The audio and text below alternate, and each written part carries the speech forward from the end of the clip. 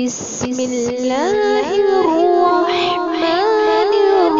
الرحیم۔ السلام علیکم ورحمۃ اللہ وبرکاتہ۔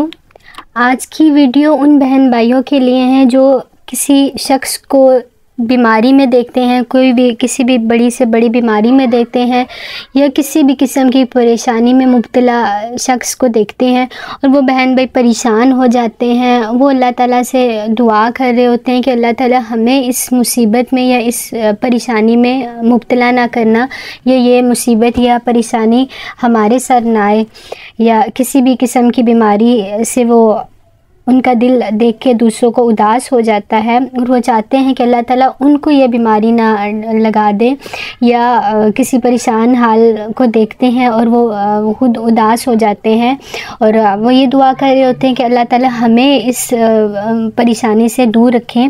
تو ان کو چاہیے، وہ کسی بھی ایسے شخص کو دیکھتے ہیں اور وہ یہ چاہتے ہیں کہ ہمیں یہ مصیبت یا پریشانی نہ لگے، تو وہ ایک دعا ہے وہ یہ پڑھ لیا کریں۔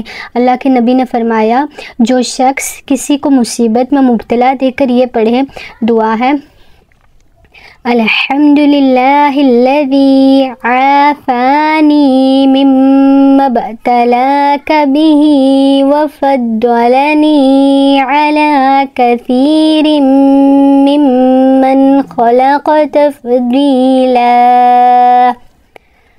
تمام تعریفیں اسی ذات کے لیے ہیں جس نے مجھے اس مصیبت سے نجات دی جس کے ساتھ اس نے تجھے مبتلا کیا، اور مجھے اپنی اکثر مخلوق پر بہت فضیلت دی۔